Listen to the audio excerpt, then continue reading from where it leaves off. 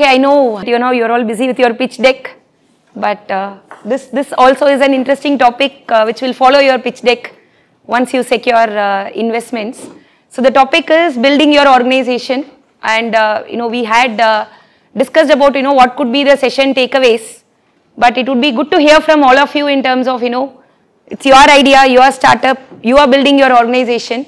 So what is it that you are looking forward to from this session? From few members, how to expand.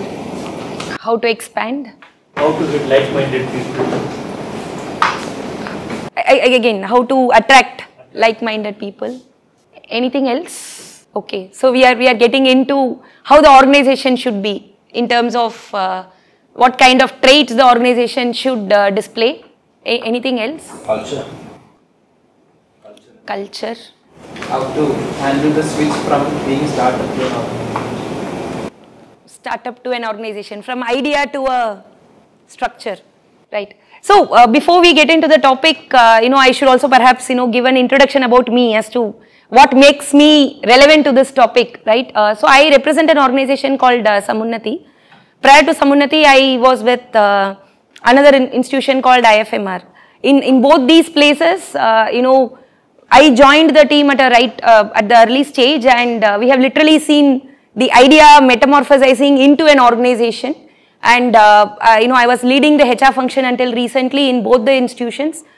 So where we have kind of from a group of founders with a set of founding members to how do I attract like-minded people to X number of branches to a particular scale in business to where we are currently.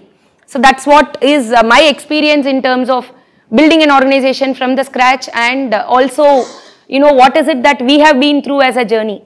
So while probably this industry is something that's new to me, building a team, getting started with an organization, how do we take an idea from an idea to a scale and then give it a structure, make it a company, build a team around it, is what we have done in the last probably in these two institutions, but several times over, because the business models enabled that to happen. So there is some structure I have put, but there is you can always stop me and ask questions.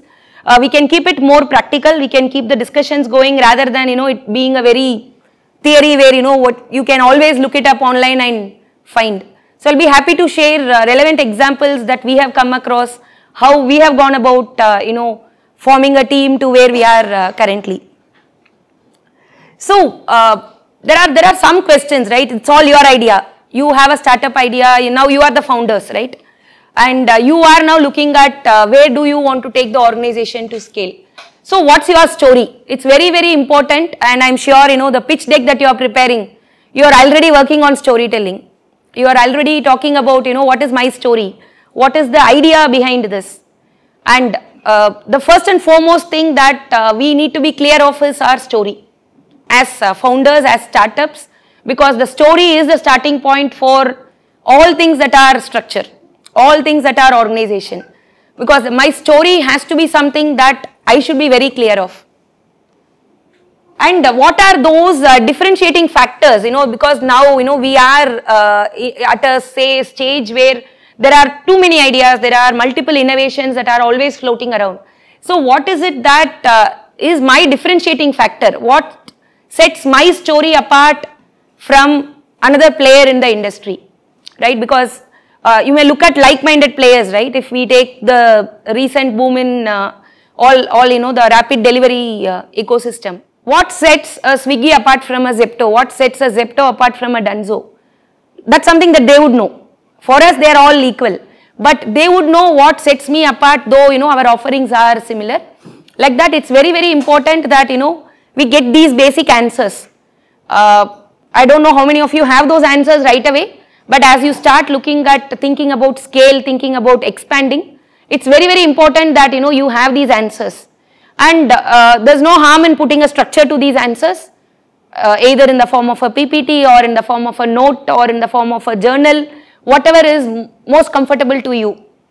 And currently, right, when this is an idea, it's an idea with two people, it's an idea solo, it's an idea with a team, it's an idea which is academically backed, there will be some people in your team, some people who will be behind your idea. It's very, very important for you to understand those people behind that idea and what kind of roles are they going to take. Why is it important? Because they are the founding pillars and they may have an idea as to how they want to associate with your startup. And it's important that, we start right from there. We cannot assume that, yes, this person has been my, pillar of strength, I am, comparing my ideas, so this person will take this role. Instead of that, it's very, very important for you to articulate even that. How many of you here are either a trio or a duo with an idea? All of you, right? So, between, like, let's say if there are two of you, it's very important for you to understand what is it that, as we take this idea into the next level, what is it that you will do, what is it that I will do, even as co-founders, even as founding members. Only then, there will be a lot of clarity in terms of how am I special, how is my co-founder special, or how are we both special. Because if there are multiple founders, it's very, very important for us to articulate those strengths and understand and appreciate.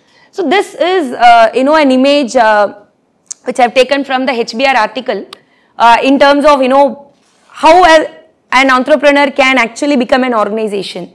There are, just these 3 questions. And, I'm sure, you are all at very different stage. You probably may not have answers for all of these, but it's important to pilot a success. Then I'll think about it. Let this pilot scale, then I'll think about it. And then you will suddenly realize that, I don't have the foundational answers with me as I am building my organization. So what are those elements? First and foremost, what is my personal aspiration as a founder? What is it that I want from this institution? Like, what's my story? What is my aspiration from this particular business? Like, for example, if I have to talk about Samunnati, the organization that I currently represent, the founder had very clear thinking that, the ultimate purpose is the benefiting the smallholder farmer. So every single thing kind of coincided. The personal aspiration and the business aspiration aligned perfectly. May not be the case in every single idea. So it's important to kind of, get that right. What are those goals that I have for my individual self and my business idea? And if you have the answer, then, move on to strategy. If you don't have an answer, then you go back. And then from the strategy perspective, what is it that I am looking at? What will be the kind of rate of growth? I'm sure you're all building your business plan also as you speak. So that is also important before you start thinking about building your organization. Not that, you need to have a 5-year plan, 10-year plan, but whatever is your business idea and whatever you mean as a scale, there has to be a strategy. So if for some reason, I don't have an answer in terms of, I don't know the rate of growth, go back to the drawing board, go back to the story and say, what should be the rate of growth? So we may start off assuming it's a 3x growth in the first year. The 3x may turn out to be 1.5 or turn out to be 15. Really doesn't matter. But there will have to be a strategy that, you can say, because we are talking about attracting like-minded people, building a team, putting a structure, creating a discipline. So it's very, very important for a founder to have the answer in terms of what is the strategy for this idea. Can the strategy evolve? Absolutely yes. Not that, I need to know all the answers today. But it's very, very important for us to have a structure to this idea. So I'm sure, as you build your business plan, if there are some factors that you have not considered, you may probably want to build in. And then now comes, how am I going to execute this strategy? There's an idea, you have already kind of, tested the idea. The reason why you are now looking at scaling up, establishing a formal institution, putting a structure and a rigor around all of it. So what is my role in it? Most important. Then what kind of structure is important? What kind of other roles am I going to create for my idea to take off? Again, it's like a loop. If I don't have an answer, I move up. I do the same thing again, then I come back. I have an answer, I kind of, move forward. And not all of these answers have to be hard-coded. That agility is something that is a softer quality. And the reason why you are here with a startup idea is because you are agile. You can, work with your idea and keep improvising your idea. But before we think about building an organization, it's very, very important from that dimension. See, you mentioned about the story, right? Yes. So, what will be the story like? Will that be the how the startup was started, or what is our long-term plan, or how will you put that story together? Like, what will be the rough time frame? Because when we pitch, there is a specific time limit to our total presentation, right? So, how will we structure that? Right. So I am talking about the story that you will use for building your organization. With an investor, when you are actually pitching your story, I am sure, you know, as you work with other people who are going to tell you how are you going to improvise on your pitch, they will give you finite pointers. But our own journey at Samunnati, when you know, we have, or I have been part of conversations where our founder has spoken about the Samunnati story, it actually depends on the other party. But there is always a 5-minute story. Without a 5-minute story, you cannot get into a 30-minute story.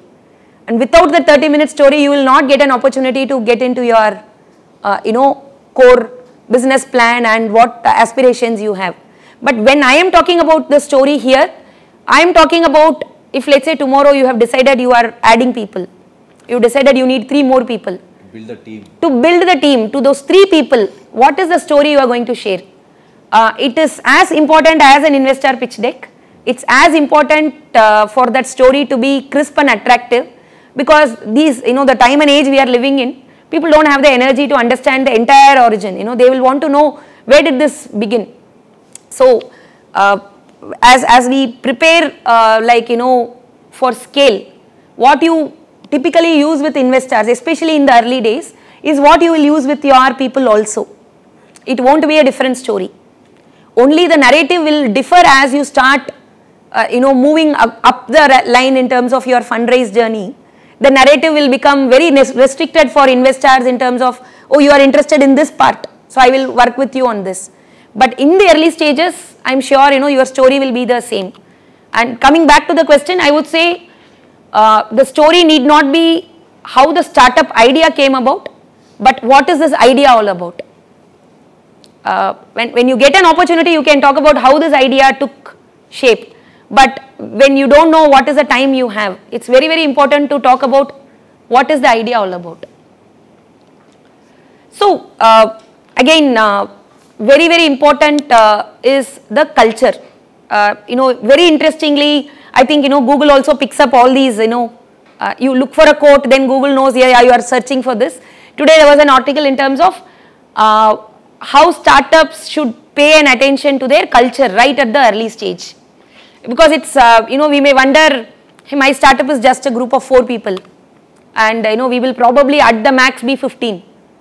So with 15, you know, I know each one of them personally, I know what ticks them, I know what triggers them, I know what appeals to them. Maybe, you know, it's not important to talk about culture, but it's very important to talk about culture even then. Even if you are just a 3 people organization, just an idea which is taking into shape, it's important to understand what is it that you are building for culturally. The reason why, you know, culture is very, very important right at the start is because as startups, we tend to get carried away. When I say carried away, we see, like let's say this is mostly tech ideas, right? You see, you want to build another Google, you want to build another Meta, you want to build another, you know, popular tech organization.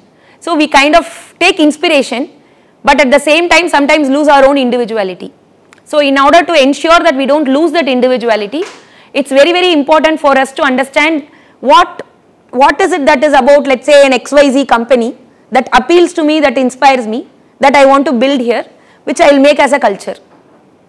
It's very important. So for my own examples in all the journey I have had with startups, one thing that we have valued the most, because we are in the service domain, we are also in a social impact space, one thing that is a core culture of the organization is respect. Respect is something for our customers, because never look down on anyone was something that was very deeply imbibed, and that's deep rooted in the culture of the organization, that, you know, even if someone caters to us a very, very basic housekeeping to a coffee, tea, to everything, there is a particular way in which we treat them, and that's something that is hard coded. And where did it come from? It came from the founder. If you are not in the service industry, I'm sure, you know, we all have customers, right? Irrespective of whatever may be the offering, there is always a customer. So the culture will actually define how you engage with the customer. And that's where the culture becomes very, very important in terms of what is it that I am building for. And you may have answers, you may not have answers. Sometimes your personal value systems will actually translate into the culture of the organization. If let's say one of you here is a very aggressive person, you will actually build a very fast-paced, aggressive culture. Or you may be very conscious and say, hey, I'm personally a very aggressive person, but when I'm building my organization is 1, 2, 3, 4. I do not want my personal traits to transpose into my organization. So it's very important, and again, there is no right or wrong answer, but it's something that one needs to be aware of and conscious in terms of taking those decisions, making a note of. Not that you are going to present all of this in your pitch deck, but it's very important for you to know what it is, so that when you are engaging in a conversation, you are comparing notes against those values. Hey, I want to build this value system, I want my organization culture to be like this. Will this person meet my requirements from that dimension? And it's very important also to arrive at a purpose. I may have multiple ambitions with the startup idea, but it's important to have one purpose that we can share as this is the purpose for which I am building this organization. And how is that purpose going to help? Because that purpose will only attract people. That purpose is on the basis on which you are going to build your culture, your structure, your strategy, everything. This is a quote. I thought it will be kind of powerful rather than Poorna from Samunati, which is probably not known to many of you. We talk about an author, John Maxwell. I'm sure some of us here may have read his books. So one of the things that he talks about is how a team can actually make dreams happen. But when the team doesn't fall in place, or when there is a wrong team in the place, how the dream kind of doesn't materialize. So teamwork makes the dream work. But when the vision, when you have a wrong team, when you have a bad team, that vision becomes a nightmare, because you do not have the kind of people that you want to work with. So it's very, very important from that dimension to work on, what is, who am I, what is it that I want from my company, how am I going to, set the direction for this organization for the near term and for the long term. The long term will again continuously evolve and will undergo phenomenal shifts and changes and everything, but the short term will remain, and the core of the culture, right, as long as it's a founder-led organization, which is how it will be for the first few years, it will remain intact. So you will be able to attract multiple people. And one of the important things in the startup space is we don't know what's coming up next. Because one conversation you may have, two conversations you may have, and they will give a tweak in your idea. They will say, hey, why don't you explore this line of thought?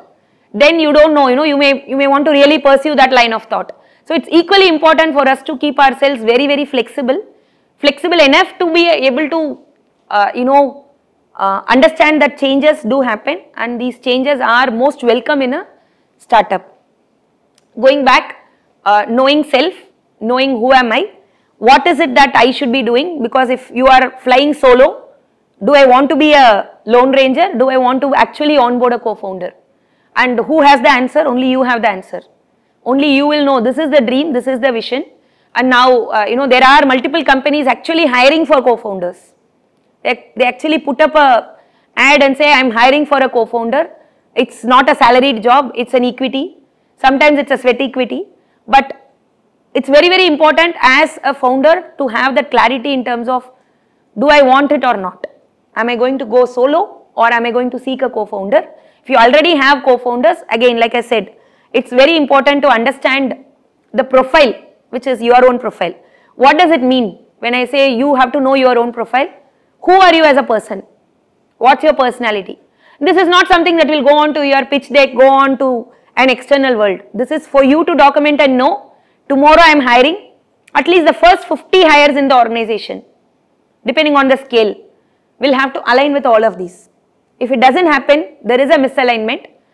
Absolutely fine to have a misalignment, but you should be able to spot it and take an action immediately. That flexibility is very, very important. So your personality, your values, what is your belief system? What is it that you believe in? For example, there are organizations which are, I come from the finance space. So we have taken, we have seen organizations and we ourselves have taken calls that, we will not get into financing anything which is an alcohol based industry. We will not get into slaughtering houses. That's a core value system and a belief of the founder that has kind of, gone down all the way into every single system that we have built, every single process that we have built. So when we know we are attracting for new customers, one customer segment that the team will probably not look at would be, slaughterhouses. One customer segment the team will not look at would be, people who are producing alcoholic beverages. We work in the agri space, right? So all the inputs are either related to livestock or related to some crop. But as a core value system and as a core belief system, this is what we believe in as an organization, and that has actually defined systems. So like that, considering, your offering, considering your service or your product, you need to be very, very clear in terms of, yes, these are my beliefs.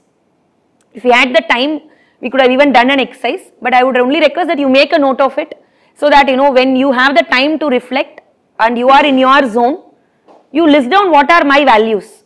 Not that, it will have to be perfectly curated, but that's something that you can put a word to, that you can put a name to, so that when you are looking at hiring for scale, 1, 2, 3 are my values and my beliefs. This is something that I will not compromise for whatever, idea that may be. And again, as a founder, when you are looking for building your organization, it's also important to know what am I good at, because typically in the early stages, it's very, very easy to get carried away. Hey, I want to do sales, I want to do marketing, I want to do people, I want to do compliance, I want to be there everywhere. Absolutely right, and that's how it will be for the first, few years until you scale up. But it's also equally important for you to know what you are good at, because when you are building an organization, it's not about only building your own team. The kind of day we live in, there are gig engagements. You can hire people part-time. You can bring on board advisors. You can bring on board consultants. You can engage with multiple profiles.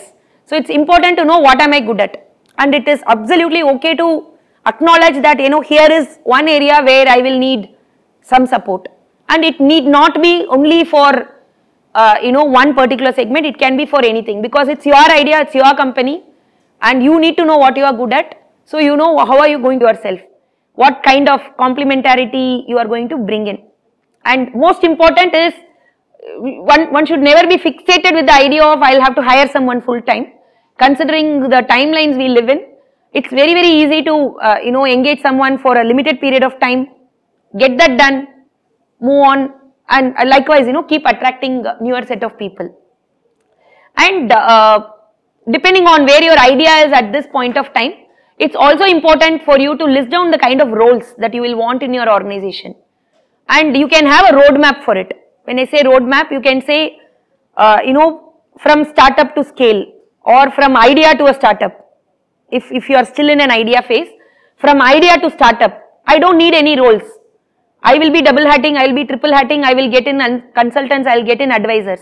And from an idea to an establishment, as in incorporating it as a company, giving it a structure and all of that, these are the kind of roles I want. And once my business reaches a particular threshold, there could be whatever threshold, then these are the kind of roles that I will build. That roadmap is something that you should be clear of. You can constantly improvise, but there will have to be a blueprint or a sketch to begin with. See, it is very, I don't have anything that I can show you right away, but it is very difficult to kind of, show that this is a roadmap. But for example, if I can talk about our journey at Samunnati, when we started off in June 2014. By March, we wanted to have 10 branches established. So that was one thing that was very clear. And when did that clarity come? That clarity came about in September. So then October, when the team started hiring, they were hiring with, okay, I am looking for 10 branches. I will have to have someone who will run the branches for me, who will have to negotiate contracts for me, who will have to kind of, get this for me, and then we work backwards. So if you look at what your strategy is for the near term, Then from there you also will know what is your financial,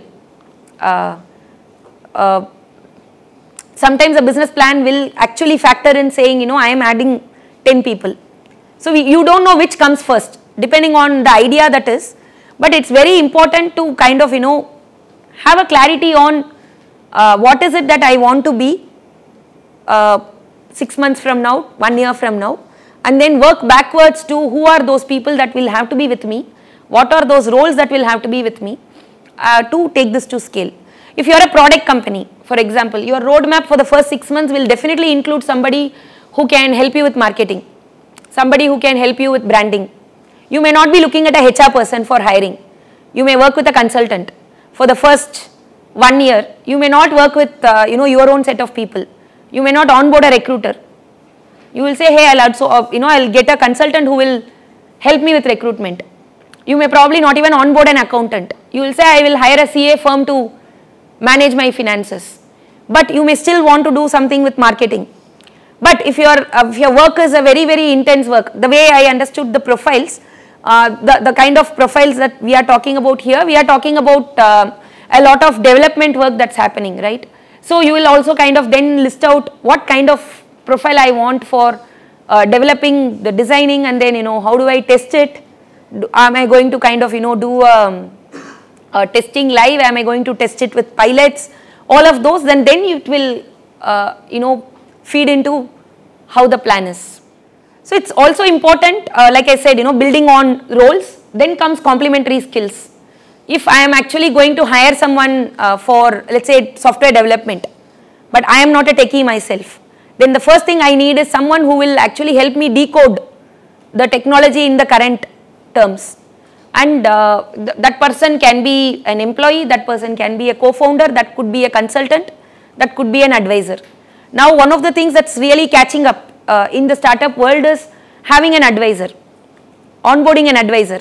So the advisor engagement, could be left to you, as in you can decide, is it an engagement basis hourly fee, is it an engagement which is pro bono, is it something which is linked to equity?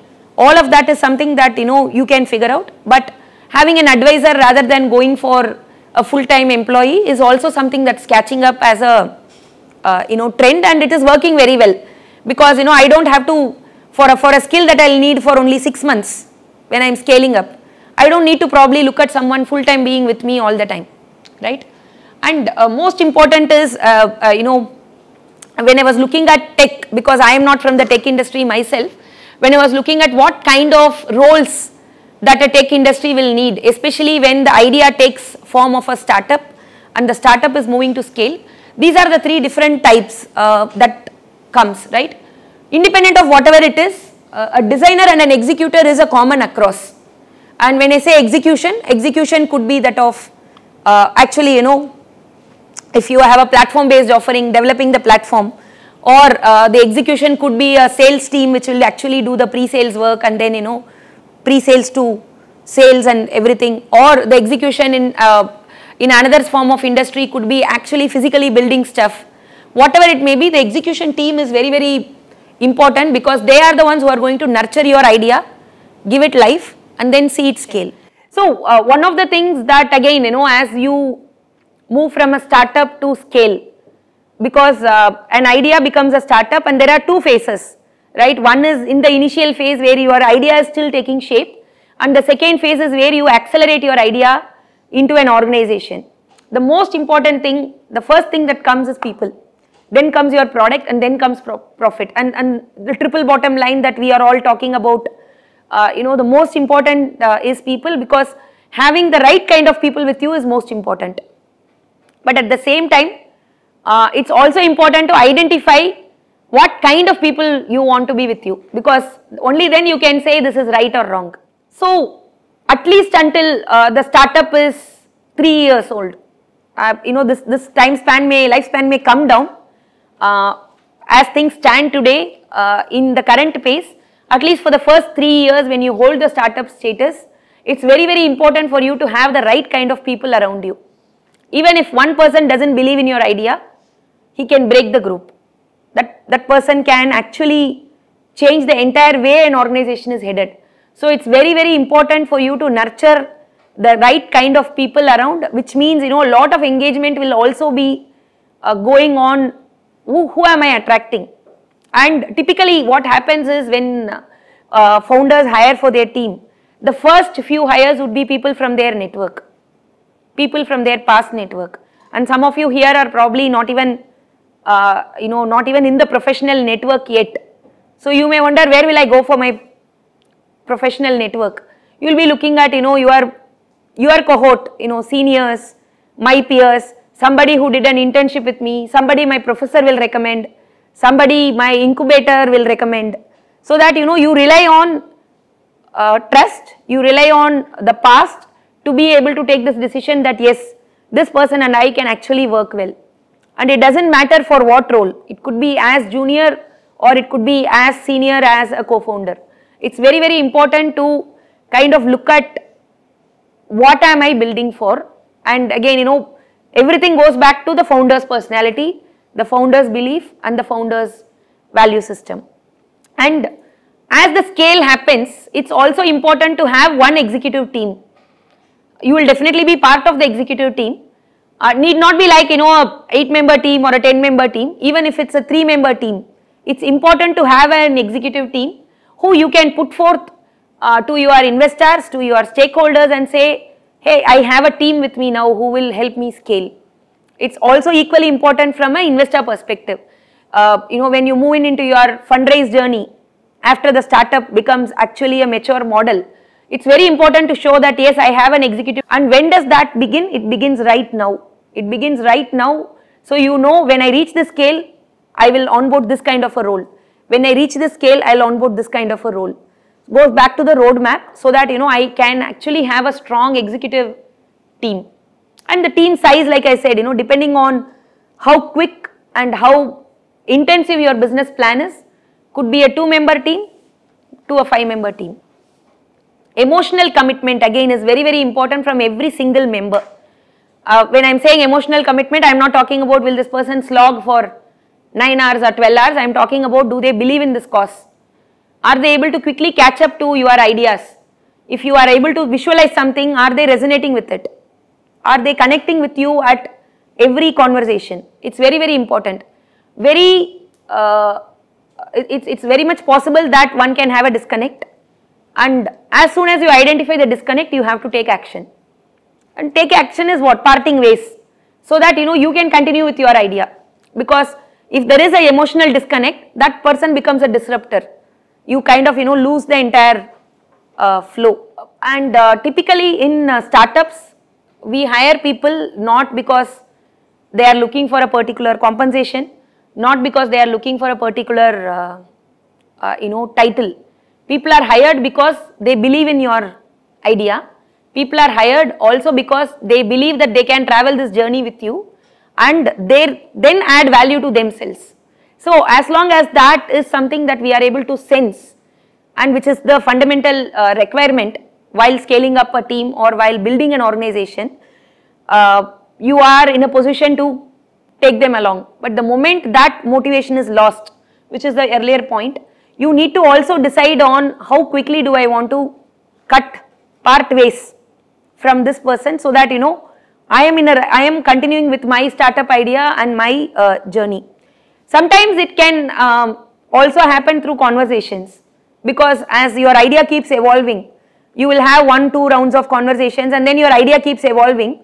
It's very important for you to pass it back and not assume that, oh, I am the founder, I know my idea and I have improvised, I don't have an obligation to share it with the team. It's very important for you to update the team that, hey, you know what, the idea has now changed a bit. For example, if let's say you were earlier looking at a B2B model, you were looking at targeting only businesses, and over a period of time you realize that probably you should now target individual customers, not just businesses.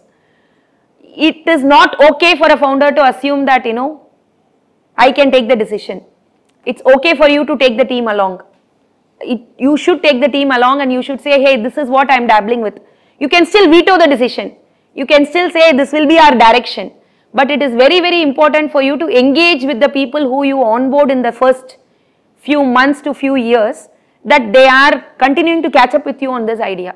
So some thoughts, as founders, and this is a journey that, I have witnessed with all founders that I have come across, is, are we too fast? Am I hiring this position too fast?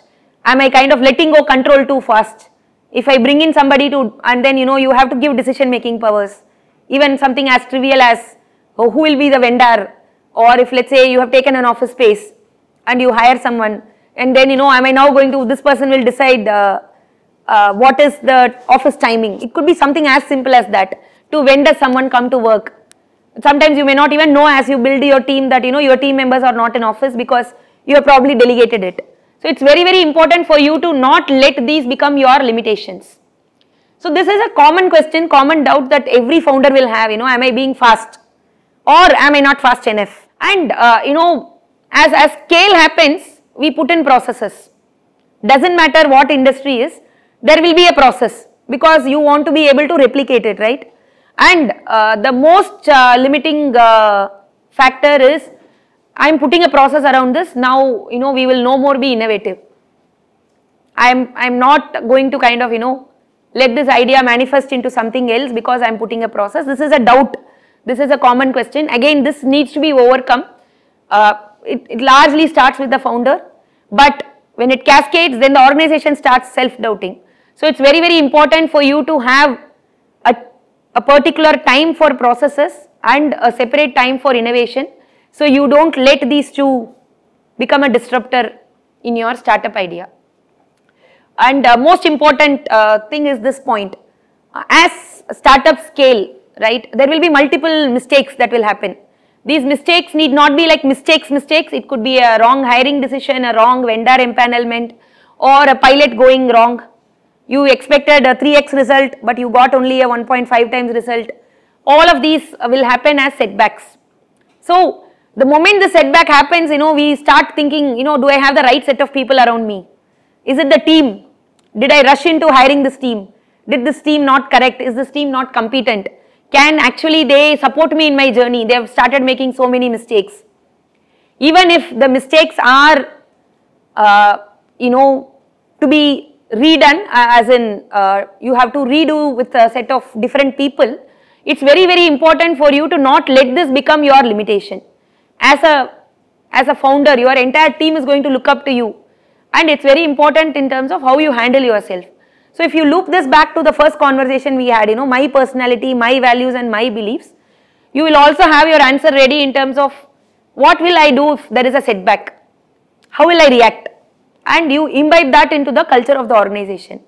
Some people will say, if I make a mistake, I will not get into that activity again. Some people will say, no, I will do it again and again until I perfect it. Some people will say, let me put a threshold, a loss threshold or a time threshold. I will try this for next 3 months.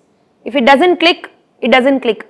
I'll, let's say in money matters, I'll say, okay, my stop loss is like trading. My stop loss is 10 lakhs. Until I reach the threshold, I will keep attempting. But the moment I reach the threshold, I will stop. So you need to have your own answers ready so that, you don't pass it back to the team and make them doubt themselves, and in the process, you doubt your organization's capability also. Because these are going to be people who you will be handpicking. And if a mistake happens, how will I handle it is very, very important. I had in my session takeaway said, after we talk about all of these, there will also be something around communication. Because okay, now I have done all of these exercise. I have now pages and pages of notes. I know my values, I know my personality, I know what kind of roles, I know what is it that I want to do with my entire organization for the next 1 year, 2 years, and I also know how will I typically behave, respond. If all of this is there, and my story is also there, it's very important also to kind of, ensure that we don't get distracted just by the story. There will have to be an operational aspect around it. There will have to be a business model around it. A story just as a story will not help you in building and scaling a team. So what really is required? Of course, there will have to be a story, should have the values, story should have the vision, and the story should be attract and motivate a team. What will that mean? The story will talk about how you will grow, to where you will grow, and at what point of time you will bring in new roles. So then it becomes very, very attractive for a new talent that is looking at your company, that thinks, okay, right, this company is in this path, and the moment they reach this milestone, they are going to be looking for these resources, and I am the right bet. So thereby you are in a position to attract the right kind of people. And strategy in the sense that could be very tactical for the first few months, and then moving on to strategy. Sometimes it could be about markets, sometimes it could be about when do you expand, where do you expand, how do you expand, all of those elements. And then every single conversation when you are having, when you are building an organization, you should treat it with the same diligence as an investor pitch, so that the person on the other side gets the level of seriousness and the investment that you have made. Just because we are hiring someone, we have a slightly upper hand as the founder, does not mean that the other person needs to know only part of what you are looking for in the early days. It's very, very important for you to treat every conversation like a investor pitch. And most importantly, considering the current time and age we are in, it's equally important for you to build your social media presence. Why social media presence? If you are not on the social media, people do not have a way to find you. And you can talk about your idea, you can talk about your plans, you can build your presence about the idea, you can build stories around the idea, how it's progressing, where it originated, and you can talk about what kind of growth plans you have for the organization, 1 year hence, 6 months hence, 2 year hence. So you are constantly creating attraction and leaving a trail, and this trail will help in the future, 1 year down the line, 2 years down the line, for someone to look up to and say, hey, this person has thought this through. This is not an overnight idea. This has been like, in the making for some time, and that's a trail that, will help any new joinee who wants to consider your organization at whatever level that may be, a viable proposition. So, it's equally important. So then do I keep making noise? No. The story also has to be substantial. So when I am talking about it, so if let's say you are a startup idea now, you can talk about your idea for 1 month, 2 months. After that you have to talk about how has that idea started actioning. You have to talk about what is the result that you have seen, so that the story becomes very substantial. So for instance, if I have to again draw back to Samunnati, the first few months, we started in 2014, which also meant we really didn't have too much of a social media presence other than talking about our first branch went live, this happened and all of that. But one of the things that became very easy as we started growing was talk about impact, talk about what is our outreach, talk about what is it that has actually made someone's life better, talk about customer testimonials, build something around it. So it's not just for your investors, it's also for the common audience. It would be good to kind of hear from you on your thoughts. You were talking about like when we scale up the challenges, like as a startup, when we start recruiting, so that's the we face a big challenge. Like somebody, a fresher, to come and join hands to a startup, it's always a challenge for us. Even though even we are attractive with salary, they always have the fear like we might go busted as we go in the journey. Or they also think like rather than being the small organization, the being in a bigger organization for a small package would also be of a more good thing in the profile, like how to handle those kind of. See, two things there, right? One, you are very clear you want a fresher. So there is a reason why you want a fresher. So you have not made that clear to them, because they are thinking of you as another employer for a fresher, unless and until, which is where you have to tell why you are looking at a fresher. So you will have to make it attractive for them that they do not compare you with the bigger companies. And I would say so much so that will have to be a transparent communication. Hey, if you are looking at a comparison with a large institution, this is not the place for you. If you are 1, 2, 3, 4, then this is the place for you. I am sure you will find then like-minded applicants coming to you. The more you make it, like that's why I said, we get inspired with a very innovative advertisement and we want to follow it. But that is not who you are. That is one thing. Like what happens is like the office space. With the psychological point is like when they come to the office, probably like a startup will not have a very fancy office. kind of office which big guns put. So that's kind of because I have been helping some of my friends to do a startup recruitment. So like when we were in a small house, we were not able to attract talents. Once we invested on the infrastructure and made the place more attractive, and then we see like they are ready to even take the job even for a lesser package. So that was quite interesting for us. See, you have asked the question and you have answered it yourself, right? If the kind of people you are looking out for, the roles you are hiring for requires them to be in office, you need to give them that infrastructure. And the reason why the co-working spaces have boomed so much, I can talk about our journey when we first started in Hubli. A place like Hubli, we didn't want to go rent out a place and set up physical infrastructure.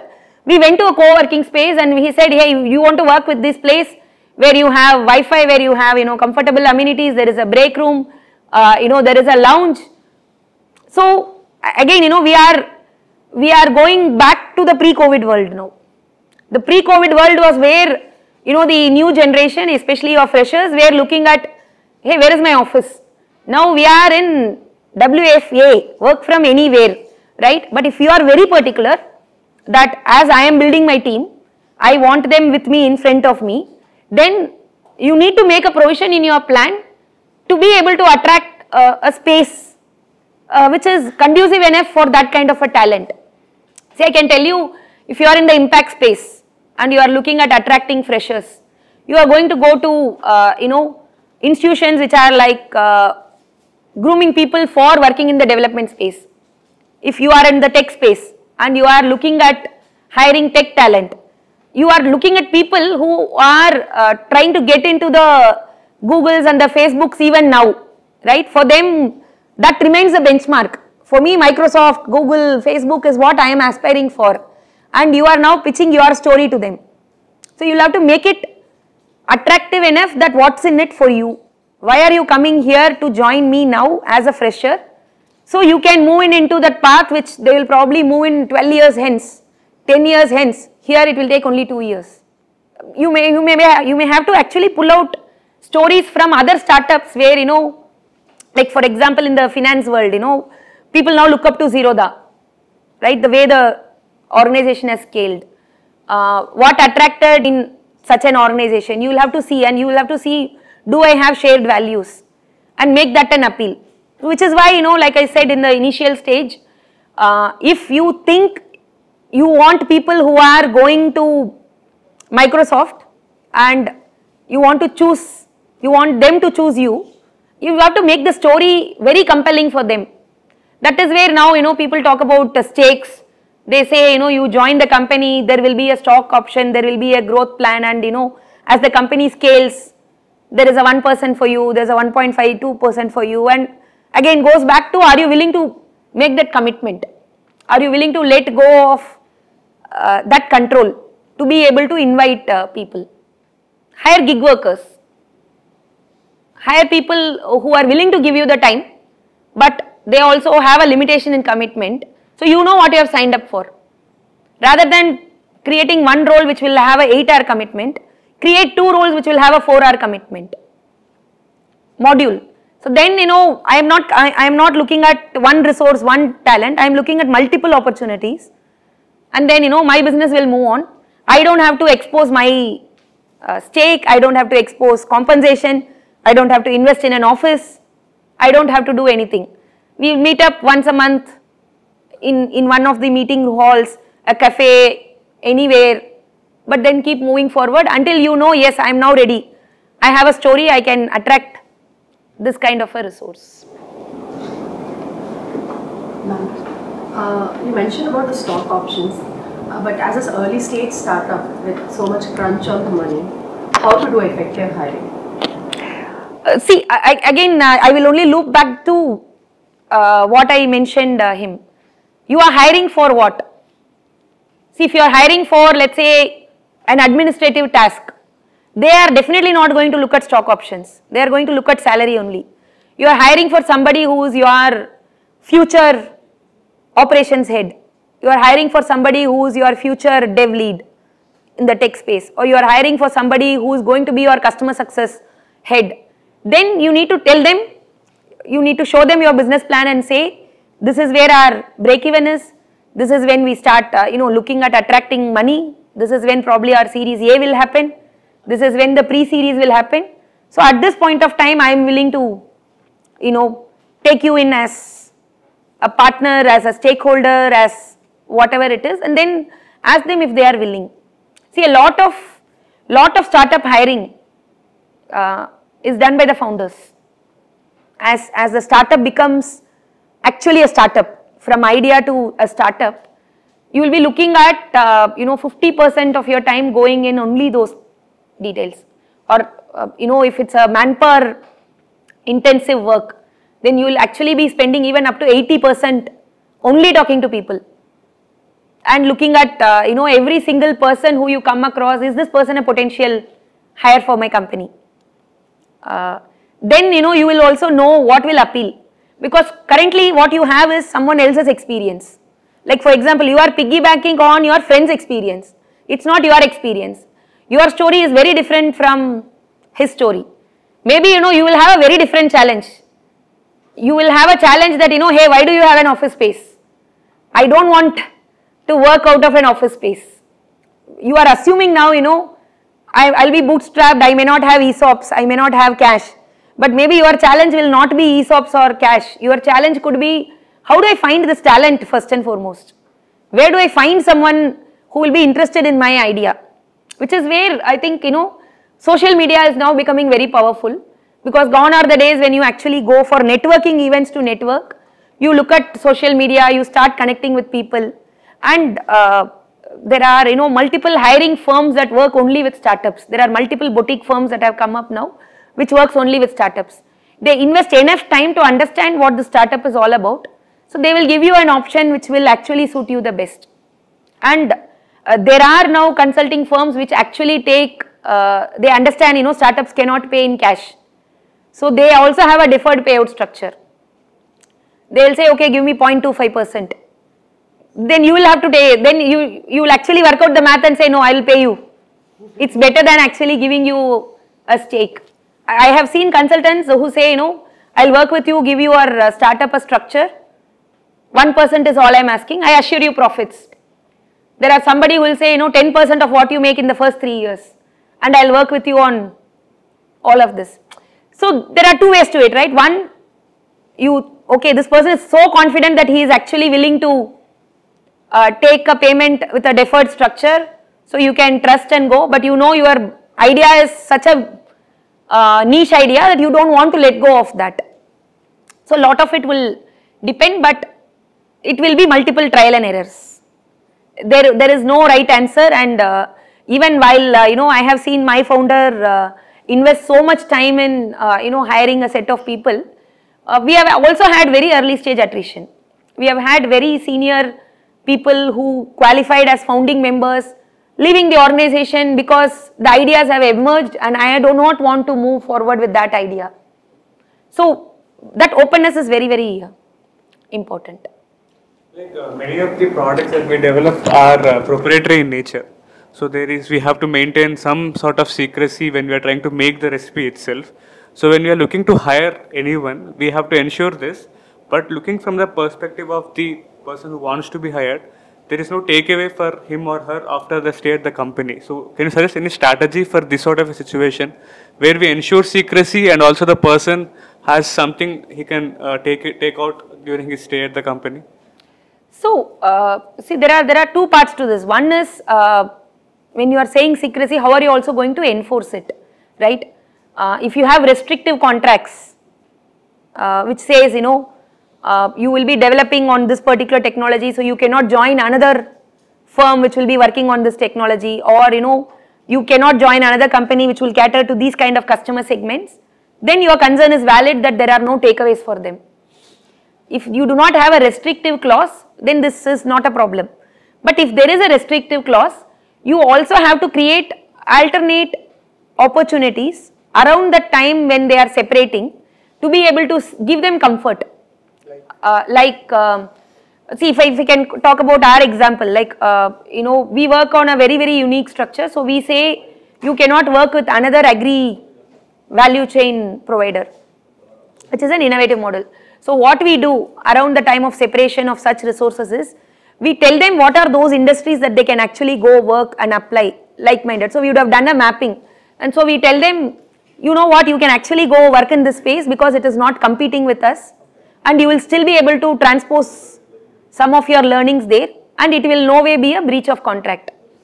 If you think, you know, I do not have the time to kind of invest for their future, you need to call that out very clearly right at front, saying, hey, this is a role, but this role comes with these restrictions. You think through your options, then sign up, because don't make a hue and cry later. They may still do that, that is different, but at least you will have a sense that I have made my points very clear and I have set the expectations right. And it's absolutely okay for you to have a restrictive clause, for you to be very selfish about your idea and how your scale will be, as long as you make it explicitly clear to them. Only when it is not made clear, it leads to a lot of discontentment and disengagement. Yesterday in a session it was told that during the due diligence process, they'll evaluate a lot of our policies and all that. So from your perspective, what all are the list of policies have in place? Maybe we'll have to customize, but still, what will be the list of policies, like hiring policy or something of that sort from HR perspective? Having been through series of fundraisers at Samunnati and in the past organizations, at least in your first 2 years of fundraise journey, people are only going to look at compliances. Is there any violation of anything which is a mandatorily prescribed statutory requirement? So I would say pay attention around minimum wages, working hours, a policy around compensation which ensures compliance with all the labor laws. So engaging with somebody who specializes in labor law, so they can guide you on all the registrations. That is the key. Rest of it, you will have time to build. If let's say due diligence, they ask you for a recruitment policy, you can say, hey, I don't have a stated policy, but I will come back to you with a policy in 3 months. They accept it. But you cannot say, I was not aware of a minimum wage requirement and I have violated it. Like let's say the minimum wage is 15,000, you are paying someone 12,000. It's a clear violation. That is what you need to be mindful of.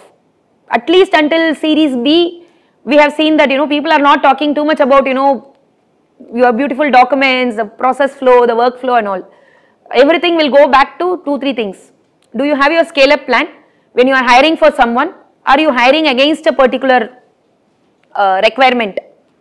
So not like you need to have a manpower requisition form and a detailed flow and all of that, but it's very, very important that you are able to loop it back to your business plan. My business plan provided for 2 resources 10 lakhs, and instead of 2 resources 10 lakhs, I have now hired 1 at 10 or I have hired 5 at 10. You need to have that linkage and justification. And any due diligence, as long as compliance is on spot, for all the other things, it's to be viewed as they are also your partner for working with you on your improvement journey. They do not nitpick to say, hey, you have not done this. They say this and then you can always say, I'll get this done and come back to you. Okay, so just 2 parting thoughts. It's very, very important as you are building your organization. I'm not talking only about hiring now. It's important for us to have clarity on the vision, mission and purpose. It's absolutely okay for the vision and mission to be blurred in the initial days and it be one statement, but there will have to be one purpose statement for why you exist. And do I believe in my own offerings? There should not be a self-doubt. As I start building my team, there will have to be super belief on what I am doing. Thank you so much.